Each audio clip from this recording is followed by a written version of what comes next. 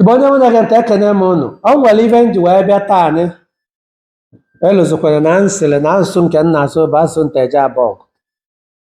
Nteje-Abogu dị na Anambra State. Mgbe sị na nwere ife m bịara ka anyị kọwaa taa anyị nwa. Ebe avụ wee bụrụ na ụmụaka na-agụ akwụkwọ ọgụ ụfọdụ concepts ụfọdụ na-abụ problem ịghọta the concept of the meaning. Ya bụ na ịbịa na international relations and politics, we may call it global politics. O nwere words ụfọdụ a na-eyuzu, okwu ụfọdụ a na-eyuzu nsị ka nkọwa taa na-enwe. Okwu a bụ wee bụrụ gịnị? Very ikekwe o, mana nke m chọrọ itinye ọnụ na tab liberalism and realism in an international relations. Kedu ebe ọ pụtara? Liberalism and realism in an international system. Ya ka anyị ka anyị kọwaa tata. Maka na ọ na-abụ ọgụ ụfọdụ anyị yuzusie ụmụ okwu niile enwe. Ọ na-adị na-ebu ụfọdụ ụmụ akwụkwọ ndị Igbo aka ịghọta ya ghọtamie ya ghọtami ka o si kwesị. Ya ka o ji adị mma na ọgụ ụfọdụ ọ bụrụ na anyị nwere ike ịga na-ewere Igbo na-akọwa ibe onye enyekwara na anyị aka. Maka na anyị abụrụ ndị oyibo. Anyị abụrụ ndị oyibo na oyibo nwekwekwuru anyị asụ. Ken na-asụ onye abụ oyibo. Ya ka o ji adị mma ka anyị were asụsụ anyị na-atapịa na-akọwa. Ya bụ onye gụsịa na akwụkwọ bụdị ya na o nwere ebe ọ gụta nke nwa sị na na-alụrụ ọrụ na be anyị ka ọ bụrụ ebe ọ gụta anyị bụ na ọghọta dị ibe nwa agụrụ agụ. Ya bụ na ọ bụ na ịbịa na international relations, international system, there are concepts that are being used, and that is one of them ka anyị chọrọ ịkalị tata, or rather two of them, liberalism and realism. Kedu ife bụ liberalism? Kedu ife bụ realism? Anyị enebe ya anya anyị wee na-aga.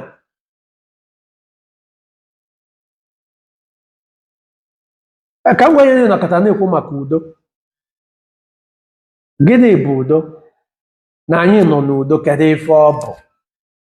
Ibe na anyị Igbo kịta anụnwa esi na anyị nọ n'udo, ị nwere ike ịgwa m ife ọ bụ? Kedu ife ọ bụ na anyị nọ n'udo? Maka na anyị nọ n'udo kwesịkwara ka ọ bụrụ na anyị maara ife ọ bụ iche, mara ife anyị na-ekwu iche. Mgbadezie n'anya epụta ọgba aghara dị everywhere. O nwere ndị ya ga-anọkọta na-ekwu maka udo. Mana udo a na-ekwu nwere na o dipendị ka onye si wee ghọta. O dipendị ka ndị si wee ghọta. O dipendị ka onye si avụ ya. Kedu ife bụ udo? Onye nwee liberal mind, ndị liberal mind, ndị realist, in other words, enwekwa ike ụfọdụ akpọ ọba conservatives. Ọ bụrụ etu avụ ka ava si avụ udo, ije na American politics kịta enwe Democrats, nwee Republicans. Ọ bụrụ etu avụ ka ava si avụ ya. Mana ife sokwa n'Afrịka na-enye anyị nsogbu n'Afrịka bụ na anyị aghọtasịrị asụsụ ụfọdụ, anyị aghọtasịrị ebe ụfọdụ, o wee na-ebukwa anyị aka, na-ebusi anyị aka ike, kpata na anyị na-elo ilo, kpata na anyị na-ese okwu n'ime onwe anyị, kpata na anyị ebiri ebi. Kedu ife jiri wee bili ebili? Maka anyị chọọ ka m bie laịfụ m ụdị ahụ isi ebi nke gị. Kedu ife siri wee bili ebili? Ị chọrọ ka ọ bụzialị nke m, achọrọ m ka ọ bụrụ nke gị. Achọrọ m ka nke m nwa m na-ebi etu m si ebi laịfụ na-apịtọ ibe ya na-apịtọ ka ịtụdo m aka pịtọ ya. Emezi na ọvụ ọ bụla ya bụ na anyị anọrọ n'udo. Kedu bụ isiokwu? Isiokwu wee bụrụ na gị nwere nwere gị wee na-eliv laịfụ nke gị, chọzie ka ị were laịfụ gị wee jọjịa mmụnwa ka ọ bụzialị nke gị enu ị ga-eji na jọjizi ma nke m, maọbụ ọ bụrụ nke m ka eji na jọji gị. O so n'ihe nsogbu a na-enwe n'international politics, international system, international relations. Therefore, ị na-ekwu okwu udo, ọ ka ndị Amerịka si ahụ ya. American military ya apụta kịta anụnwa sị gị kedu ife bụ udo? Maybe na udo bụ mgbe ha ji eje invade another country, bụrụ egbe ebe sịba ngwa na nke unu ya eme, ọ bụrụ ya bụ udo. Another people apụta sị gị na ife bụ udo bụ na-enwekọsị ife niile ọnụ, ọ bụrụ communist. Another people asị gị na ife bụ udo bụ na onye ọbụla nọrọ onwe ya na-eme ka o si kwesị. abịa na gwa mmadụ ka o ya esibi life ya na life nke na ya bụrụ ofu. Abịa na mmadụ ka o ya esibi life ya na life nke na ya bụrụ ofu. Ọ bụrụ ya bụ gịnị? Ọ bụrụ ya etu a ka o si wee vu udo nke ya, ana etu a ka o si wee deve udo. Mgbede gịnị ka a gaa n'ebe a na-ekwu. These concepts like liberalism and realism in an international concept, also, these two schools of thought have distinct views on the nature of global peace, how it can be achieved, and whether it is a sustainable state in the international system. Liberalism and realism. Realism na ife bụ udo bụ mgbe ịsọpụrụ ndị na-achị gị, ma ọsọ ma emete mma ma emetere mma, ịchọkwa ka udo chi ya, asịkwana asị gị. Liberalism sịkpa mba na ọ bụrụ etu a ka ọ dị, na ife bụ udo bụ na onye ọbụla ya dị free. Yes, ya enwe gọọmenti, ma gọọmenti ekwesịrị ka ọ na-trample upon the rights of some people. Na ife sọrọ onye ka ọ ya eme with life ya, with body ya, with property ya, provided na o mere nke ya agba n'anwụ, nke ya emebi obodo. Ọ bụrụ ya bụ etu a ka o si wee vu udo. Ndị realist sị mba na ife bụ udo bụ nke ndị na-achị kwuru, ana etu a esikwe ka o esi dị. Ka o si sọrọ abịa na your market, ka o si sọrọ abịa na your property, tinye iwu, ị na-efolokwa iwu ahụ. Ife na ife na-agbakwa anya bụ maka enwe anarchy. Therefore, na-ekwesị inwe strong leader ka a na-akpọ Leviathan, onye ya tụọ egwu, giant ya ga-ewe ya, o tinye ọda adị, ị na-efolo ife emere.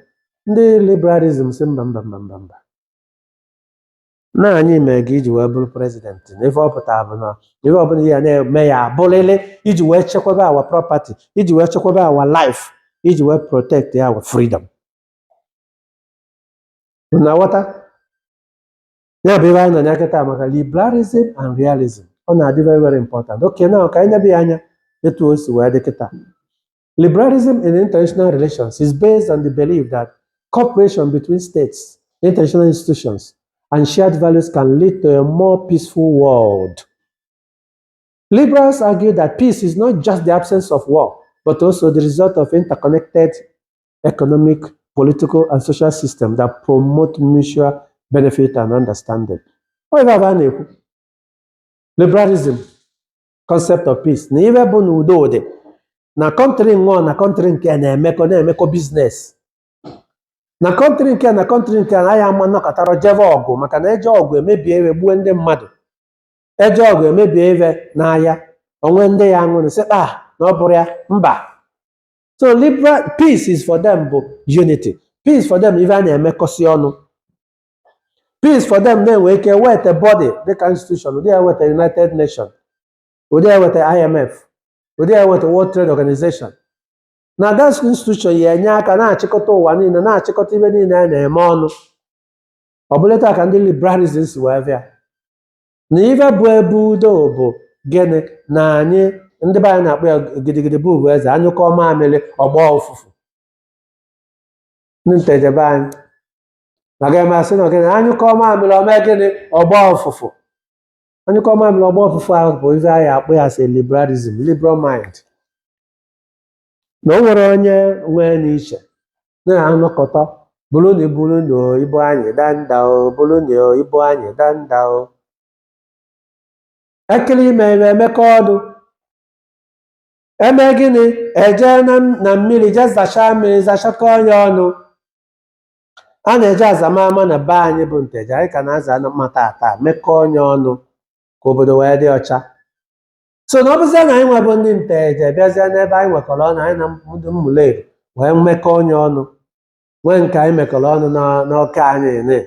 Etu abụ anyị sikwa emebasị etu abụ na-eme, obodo niile na-achịkọta ọnụ, nwee structure eji wee na-agakwa udo wee na-achị. Ya bụ liberalism. Ya bụ gịnị? Liberalism. It's all about cooperation. It's all about collaboration.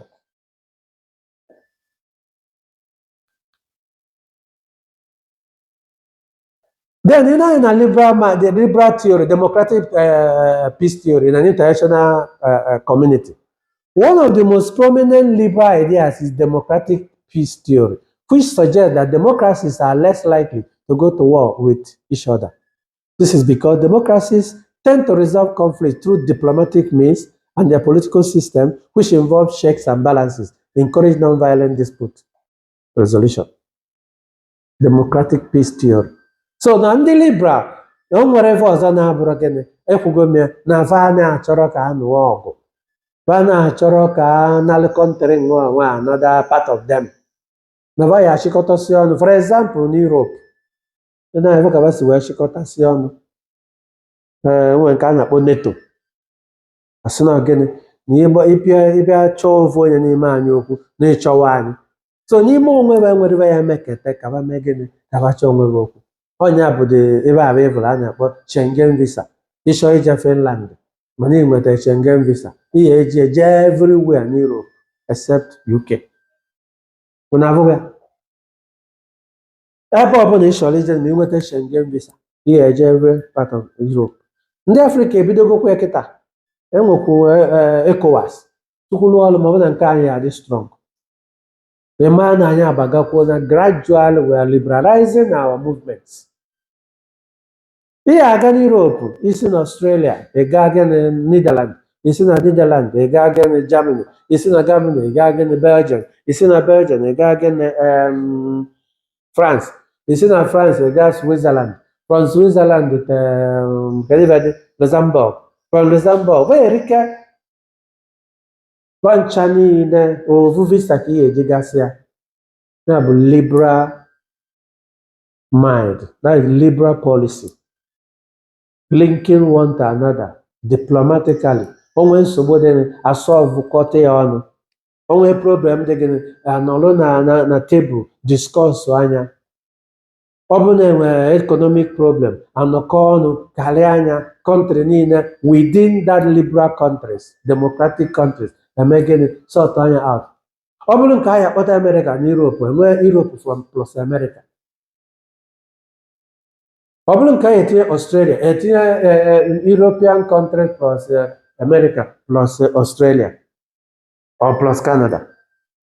Etu ka si aga collaboration and cooperation. That is democratic peace theory. So liberal countries and then liberal democracy, they are all just like that.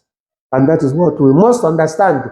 Na onye Igbo na nwanne gbalụ nwanne ya, onye ahịa na nwanne ya, ya bụ liberal concept in the international system. Onye ahịa na nwanne ya. Inezi anyị ebe na anyị nwa bụ ndị Igbo na anyị nwesịrị niile enwe anyị na-akụ, a na-akụziri anyị n'ọnụ oyibo. Anyị nwesịrị ya nwegbusie onye mma gbam jụọ ọbụla ọzọ na ndị elileli bụ ndị elileli. Abịara na-akụziri anyị dịka ọ dịrọ na be anyị. Kezini ka anyị si wee nwezi the concept of onye ahịa na nwanne ya, ọnụrụbe nwanne agba n'ọsọ. That is a liberal theory. Ọnụrụbe nwanne agba n'ọsọ.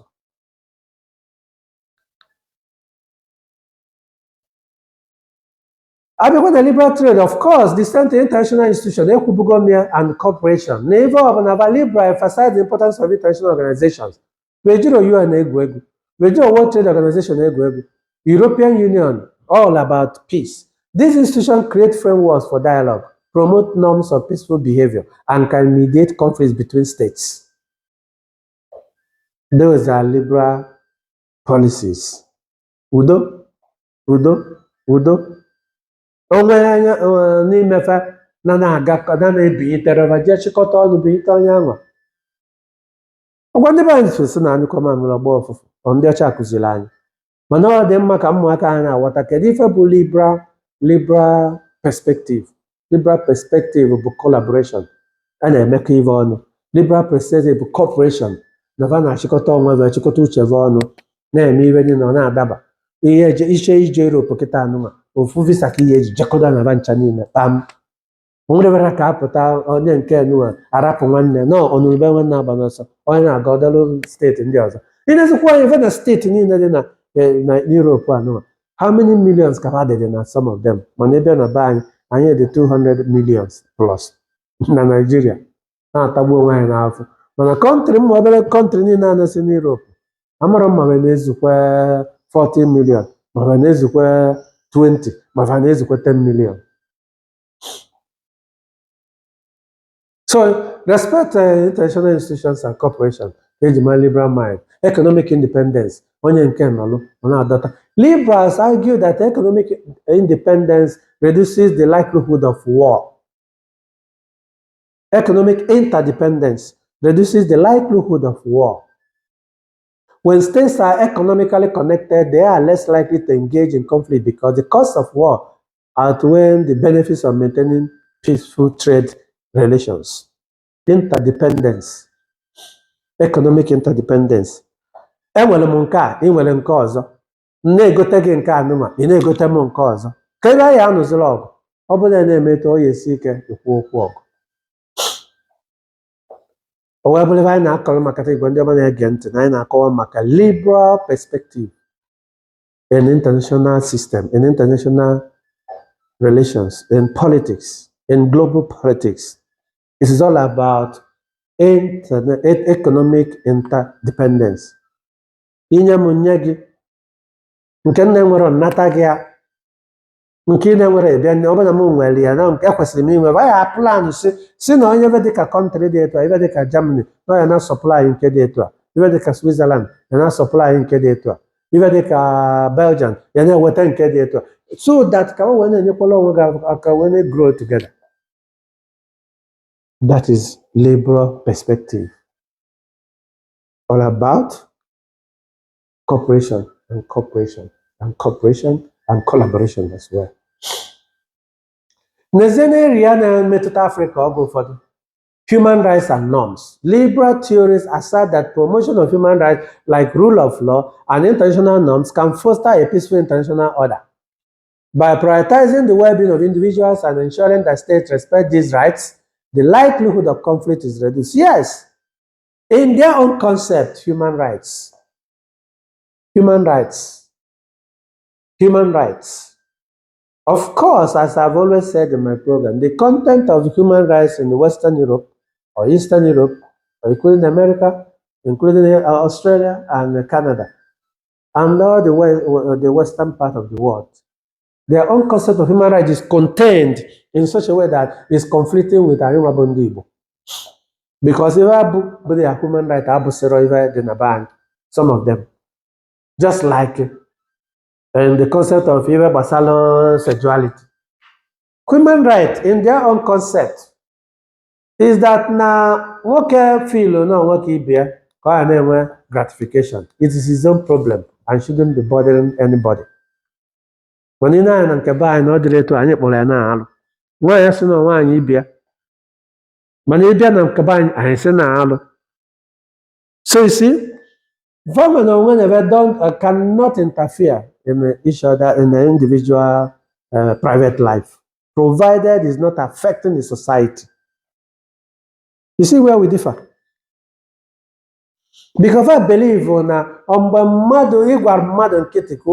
fullness, yeah, self-actualization, self-fulfillment, self-realization. But reach this full potential of potentials onye abụnwere ife ọpụta bụ na onye a nwere ike contribute to the society. And mgbe mmadụ na-elive ka o si wee ka nye na chi si wee kekọ wee sị ife ọpụta na onye anwa ya contribute peacefully in their society. Amarakwa m ọzọ n'ihe kpata befe ji wee magbuo onwe ya na onye ọbụla bụ onye Igbo ụfọdụ n'ime anyị onye nye visa Europe ọ na-awụchanye elu si na Jizọs alụghị ya. Amen. Testimony, testimony, testimony. I got a visa.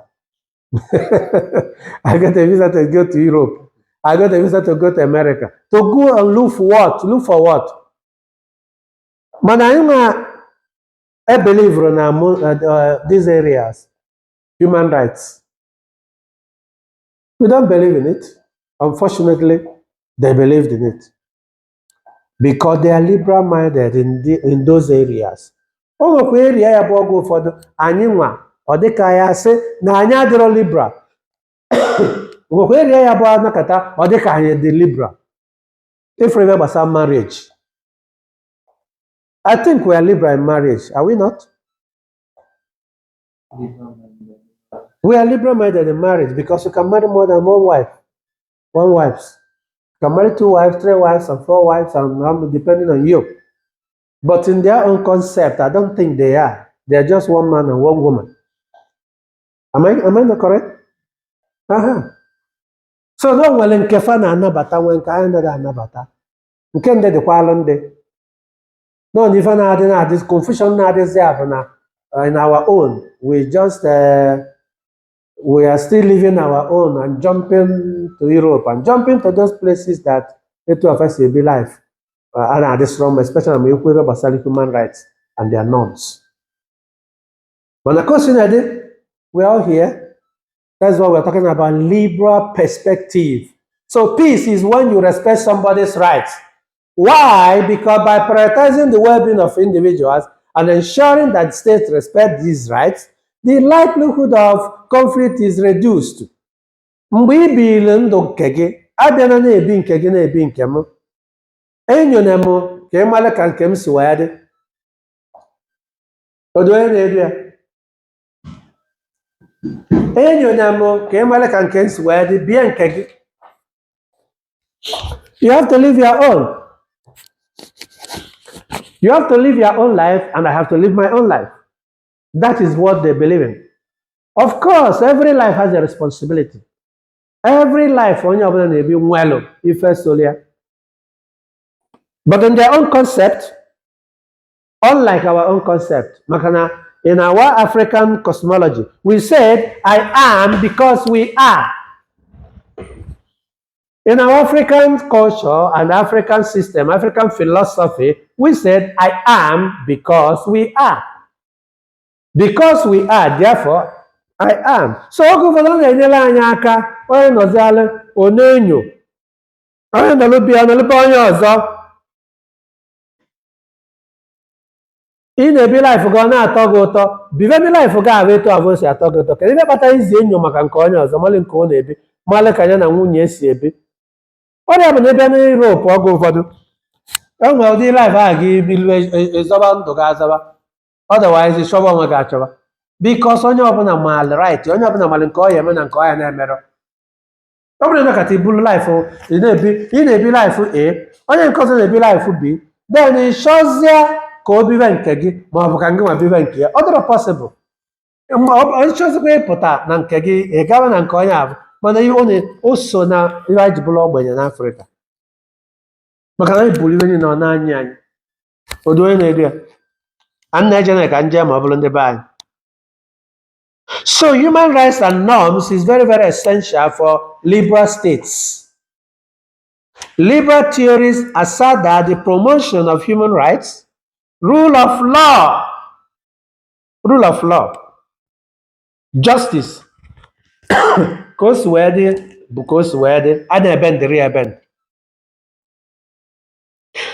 and international norms can foster a peaceful international order. Yes, enwere iwu na iwu. For example, a na-ekwu maka human rights. N'ive enwe bụ dị ka o yesi wee dị. Verse na ibe ugwu nọ njọ na beve mana be anyị anyị maala enwere wisdom kpatara anyị ji ebi ugwu nke a na-akpọ circumcision. Enwere wisdom there, but some of them si na nke babụrụ, especially nke nwaanyị ibe nwaanyị ugwu. Even this and the most important thing, let us understand some of the things about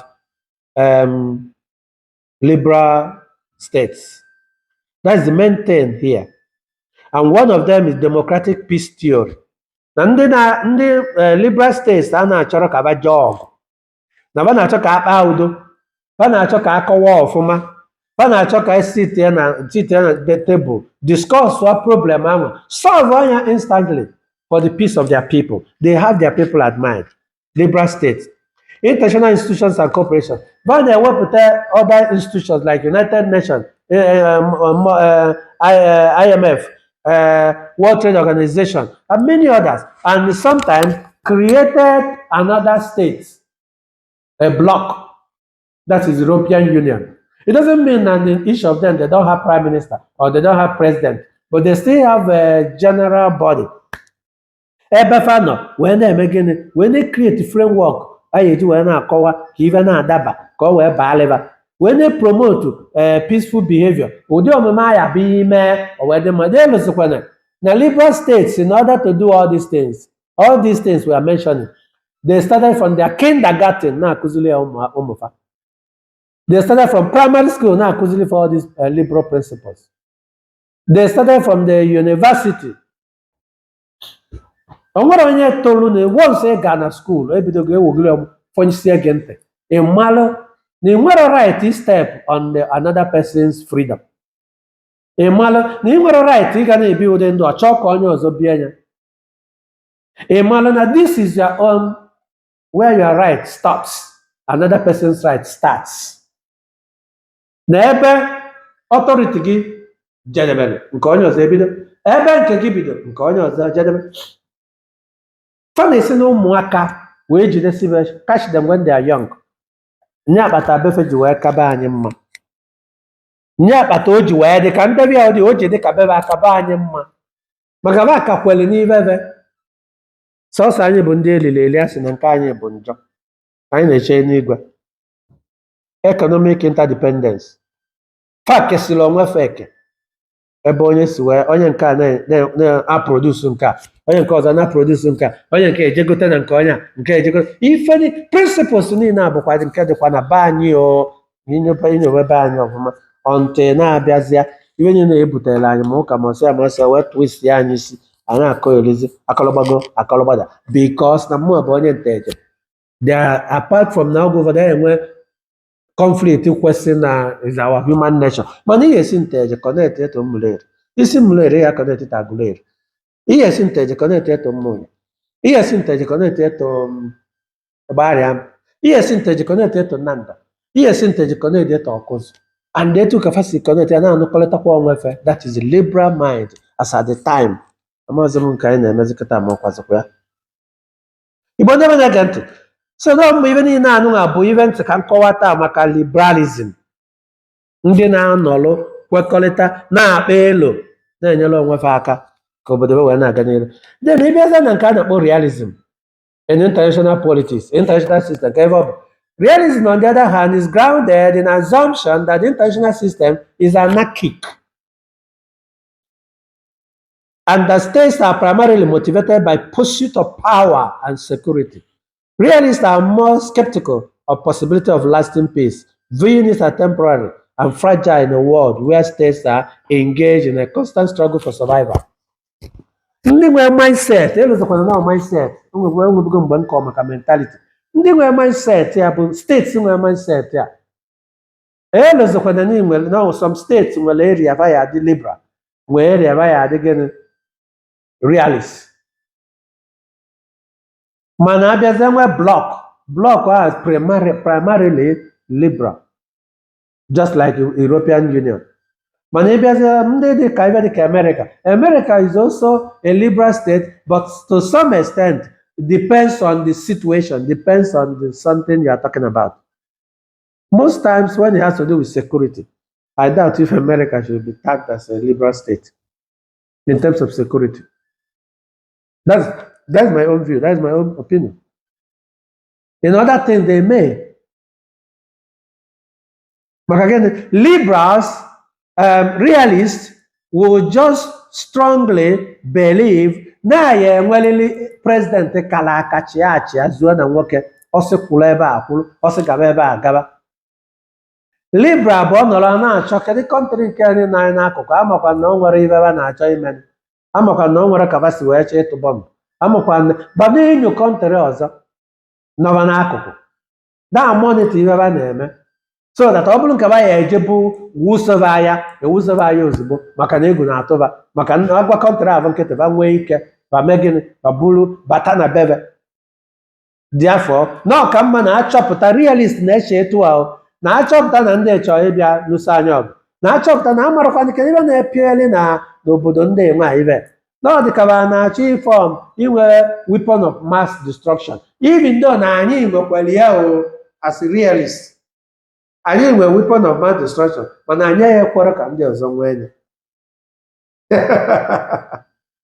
ibe ji ekwe ka ndị ọzọ nwee because na anyị filu na ba nwee ike nwee nye panusa anya ọgwụ ọ bụrụ mgbe anyị na-adịrọ ready. So that's why I repeat, realist is grounded in the assumption that the international system is anarchic and where order, and the states are primarily motivated by pursuit of power and security. na ndị nọsi anyị n'akụkụ bụ power by interest ka a na-achọ. Therefore realist ya kwụrụ gidigbam. They don't believe in ebe ka peace. Na peace bụ isiokwu peace bụ gịnị? Ndị melile onye. Therefore realist ya empower onwe ka ba je dị sure na ba subdue oke na ba nọ under their watch. Then another aspect of realist in the international perspective, a balance of power. What does that mean? Realists believe that peace is achieved through a balance of power, where no single state becomes strong enough to dominate the others. A balance of power helps to maintain stability and prevent any one state from threatening the security of others. However, realists argue that equilibrium is often fragile and can break down, leading to conflict. Another one, the balance of power. Kedu ibe ndị na mvụlụ obodo onwe ọnọdụkode mbụ onye Nteje nsewe ndị ọkụzụ na mvụlụ onwe ebe a na-eme na-edosiri m anya dịka ọ bụrụkwa ya na-eme ka ba bịa invade ya anyị akpọ mitin ozugbo ka anyị mara ihe ọkụzụ na-akwakọ iwe enwe ka amara ihe mmụlere na-akwakọ iwe enwe ka amara ihe ụmụ ya Nteje ka mbụdị anyị na-enyozi be anyị ka anyị mara ihe ndị nọ n'akụkụ baga anyị na-enyo mara ka ba si aga maka gịnị? You are threatened. Mụ bụ onye Nteje mma amalite ibe ebe a na-aga and anyị anọ kalị anya mmalụ na ibe a na-agafe na Nteje maọbụ na bọda anyị na-aba na mụrụ m ụdị plane gara ebe abụ na mma enyo mmalụ ibe dị na plane abụ. So we have to balance it. We have to be sure na anyị kwekọrịta na one system, na anyị kwekọrịta na one way of doing things so that ị nọrọ ivunye ka mmalụ mgbe iji wee vunye.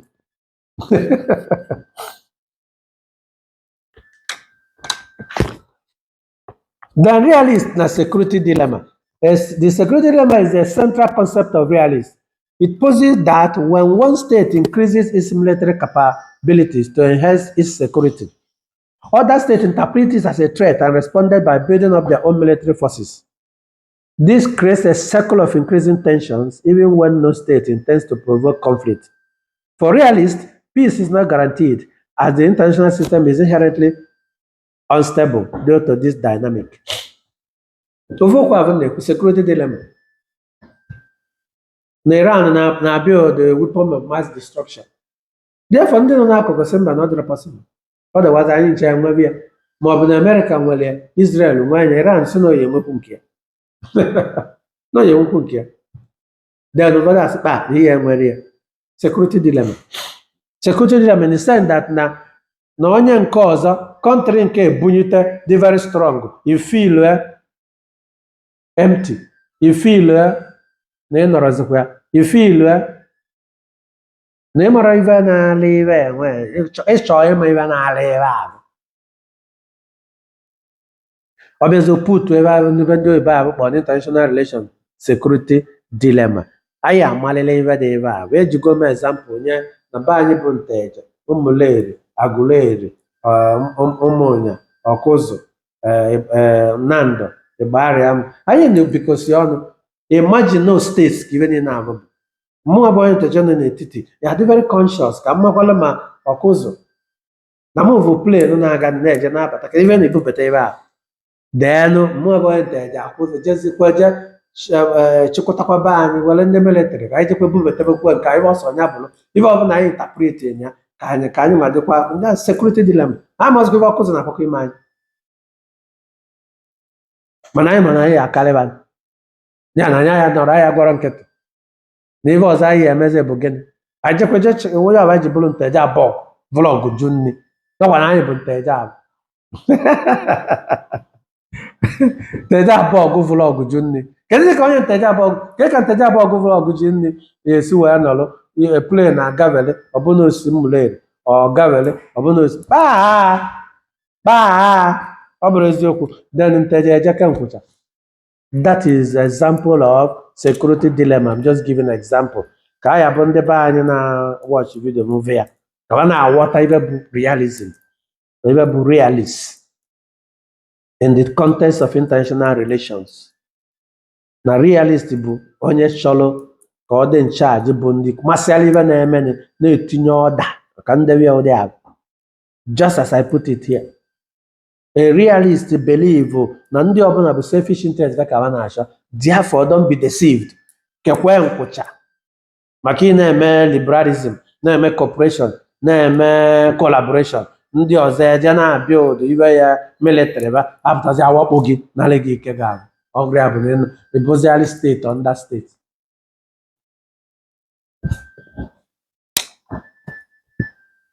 So human nature and conflict. So realists believe na ụdị ọbụla collaboration dị, cooperation dị, etu ahụ ndị liberalism na-eme na ife ọsọkwa nya bụrụ na human nature is very selfish. Conflict bụ iwu bụ na ọ ya abịa. Realists are often skeptical of potential of peace because they view human nature as inherently competitive and driven by the desire for power. According to realists, thinkers like Thomas Hobbes, human beings in a state of nature are predisposed to conflict. And this tendency is reflected in the behavior of states in the international system. You see that?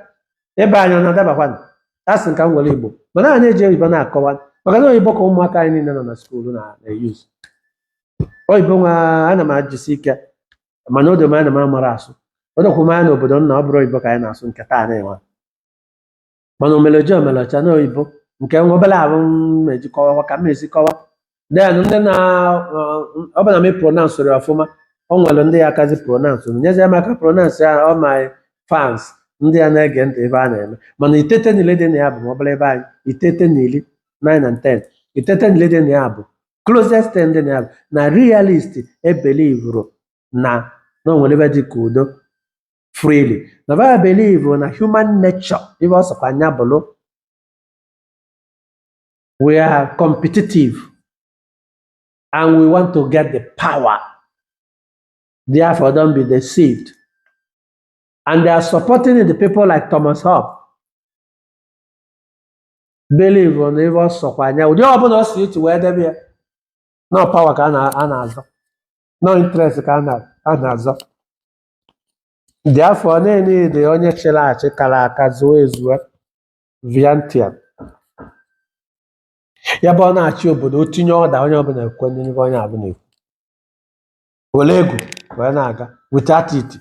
Na human nature that in a state of nature ya ga onye kwunyete ogbuo ibe ya onye kwunyete ọ nalị gị nwa gị nwaanyị ma ọ nalị gị nwunye gị ma ọ nalị gị nne gị ma ọ nalị gị nna gị ma ọ bịa nalị ba ka ba na-agbalị ya odibo ya ka o ji wee sị na ndị otu Thomas Hobbes sị mba na ọ bụrụ eziokwu na otu abụ ka ọmụme anyị dị competition, power, self-interest, self-centeredness etu a ka steeti kwesịrị isi wee dị, and that is why they don't believe in liberalism, they don't believe in cooperation na aghụghọ dị ya.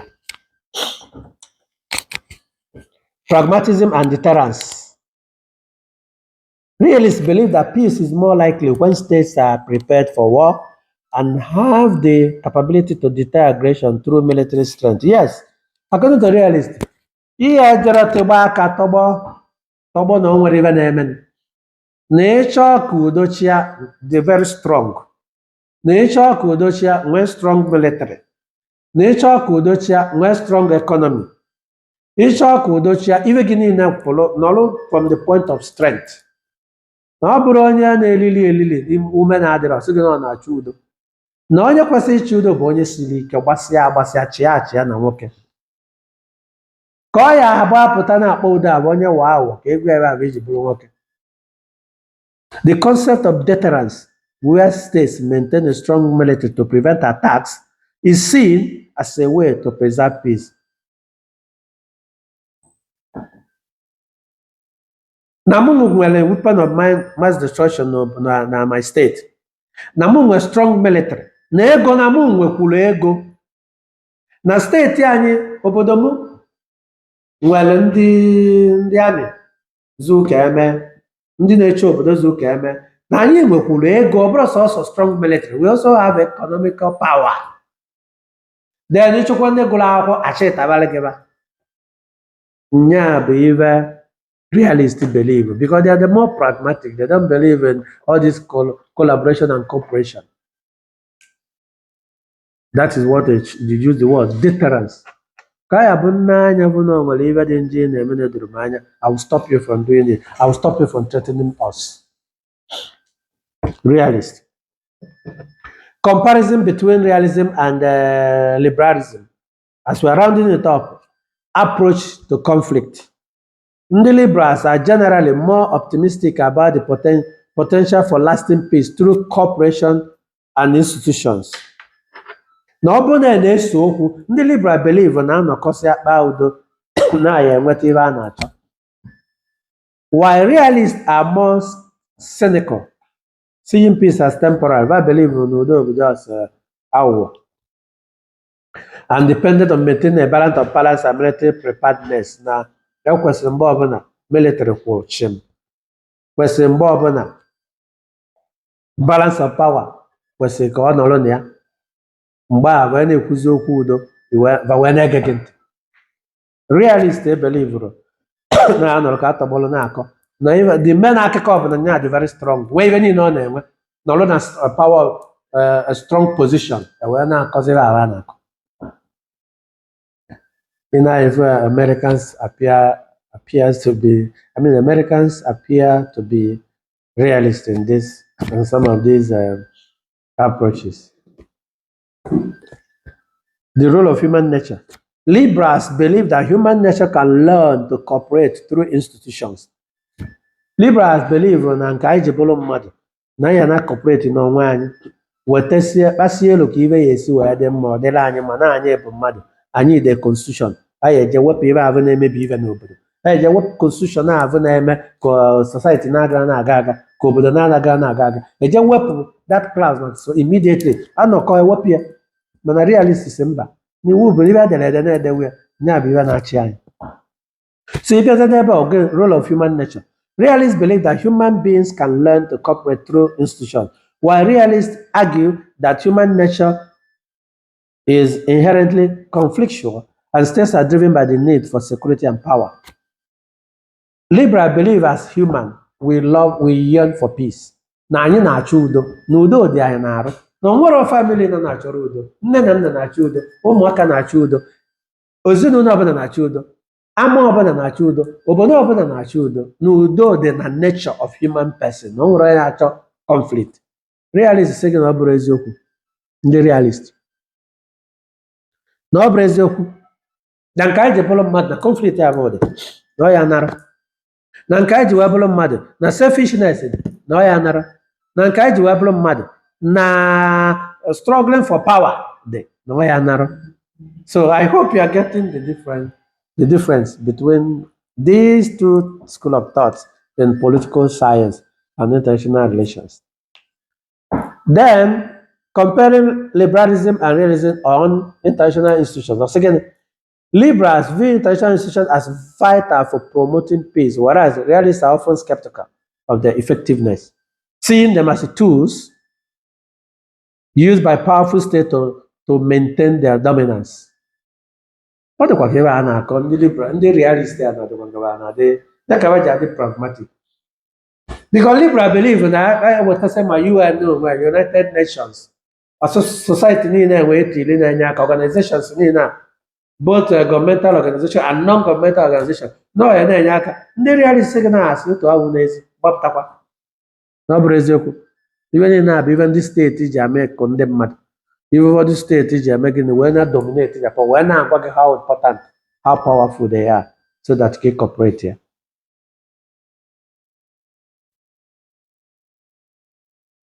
Abia na economic interdependence here. Liberals argue that economic interdependence fosters peace, while realists are more focused on military and strategic considerations, less inclined to believe that trade relations can significantly reduce the potential for conflict. You see, realists, economic interdependence, I produce nka, mụnwa produce nka, ị na-eweta nka, mụnwa na-eweta nka, anyị wee na-aga na-enyere ndị be anyị aka, na-enyere our country aka, mee our citizens ka dị happy. Mana realist asị gị na ọ bụ eziokwu otu ahụ n'ezi. Na the most important thing bụ gịnị na unu the military unu dị chinchem. Na-azụrụ afịa na azụrụ afịa, realist agwa gị na ebe a bullshit na o nwere ebe ọ bụ na-etete nyere na ma mgbe ọgụ human nature pụta kịta ifu na onwere ife dịka ịzụ afịa, human interest pụta kịta ifu na onwere ife dịka ịzụ afịa, ya ka realist jụrụ wee believe na international economic interdependence va kwesịrị ịkwụrụ si na bịa na-egoluve ife niile nke va na-enwere ọba si na be gị mmalị ka isi eme emebe ya na bebe na-abịa na-egolu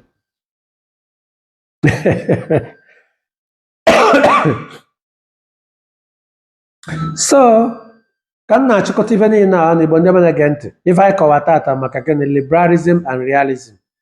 So why both liberalism and realism acknowledge that peace is an important goal in international relations, their approaches to achieving and sustaining peace differ significantly. Liberals emphasize cooperation, institutions like UN, World Trade Organization, etc., and shared values as pathway to lasting peace. They believe that all this can give a lasting peace. While realists focus on power dynamics, na ife ya echenji onye ọbụla nke na ya na-atọkwa uche gị dị ya, military deterrence na onye chọrọ ana gị onye ị nele anya ọ dịghị ka ọ na-achọ ịwakpo gị gị buru ụzọ wakpo ya anya, onye dịghị ka ọ na-achọ ịbịa be gị buru ụzọ jee bịa ya sasịalị anya ebe abụọ na-achọ ime. And the inherently anarchic nature of international system. The international system just ego achụtaba n'aka na-eme ka osisọ na onye ọbụla kwesịrị ịchị ụtaba nke chụsi anya ike maka na ị na-eche nke na gị na onye dị mma nwere kapụta ịchọ wakpo gị nalị gị ibe gị nalị gị ịbụzali slave na country ba. Both perspectives provide important insight into complexities of international relations and challenges of achieving global peace. Igbo ndị na-ege ntị eji m n'aka anyị ji ibe wee na-anata na ife anyị kwuru maka tata bụ gịnị? Liberalism in international relations, liberalism in international system, liberalism in international politics, liberalism in global politics. Kedu ife ọ bụ?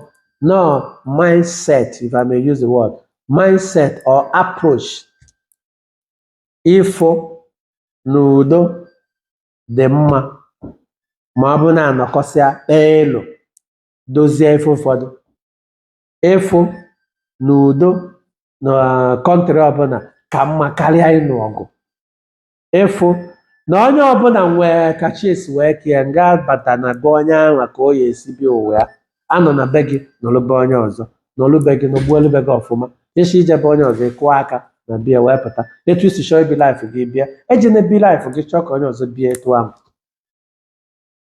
Na ịnọrọ na kọntrị ndị kọntrị nke anụnwa na ife anụnwa bụ etu ukwu unu si wee mee liberal sịrị na eme enye nke unu na-amara eme jụọ ndị ọzọ collaboration cooperation na onwe ife ndị agụ na-produce anyị nwa na-produce anyị na-emekọrịta trade interdependence ka o doma na mụ need gị you need ya m with this kind of concept na ahịa nụrụ ọgụ na ahịa adịrọ ahịa tụkwuru bọmbụ.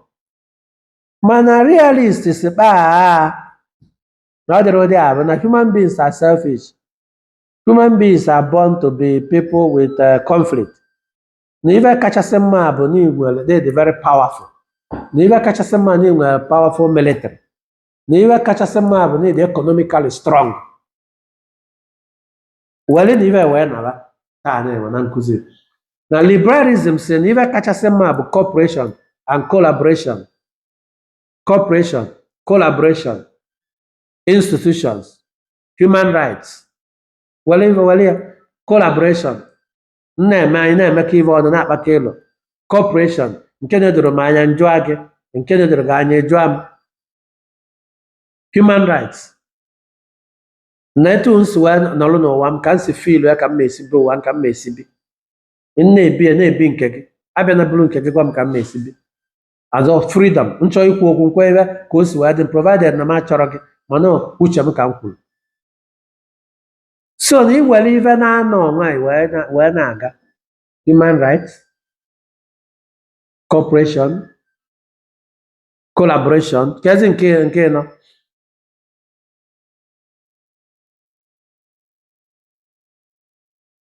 cooperation, collaboration, human rights and institutions, United Nations, World Trade Organization, a na-azụkọ abịa ọnụ a na-eburukọ ego ọnụ na-emekọsị ibe niile ọnụ, institutions niile ahụ na o nwere ndị arụ na-aṅụ, enwe organizations ma were organization ahụ wee na-enyere ndị mma ogbenye aka ma ndị ụkwa na-atụ n'ọnụ. Mana realist abụrụ ebe a ka ọ na-aga. Ọ sị gị military power and then economic power dị very strong, kwụrụ chinchin, so that onwe ebe dapụta anyị ka ị were ịnọrọ na power of strength, ịnọrọ na strong position wee na-ekwu. Otherwise mmadụ nwere ike ị na-eme na unu na corporate, mmadụ awakpo gị, ọ bụla ya bụ na ijedebego ebozali slave dele ndị ahụ. Igbo onye mana gị ntị, ekene m unu. Unu elezokwana na ya subscribe to our channel, comment, say your views, say your share your ideas, and follow us on Instagram, follow us in YouTube, follow us in TikTok, and follow us in Facebook and other platforms that you may see us, because anyị na-achọ ka anyị na-akọwazi ụmụ ife niile a were Igbo na English wee na-combine two of them ka e wee dị sure na ụfọdụ ndị Igbo ụfọdụ nwere ike n'anya whatever ọbịa ka a na-ekwu, egozi anyị ghọta ọfụma. Ekenekwa m unu ndị be anyị, daalụkwanụ. Thank you very much.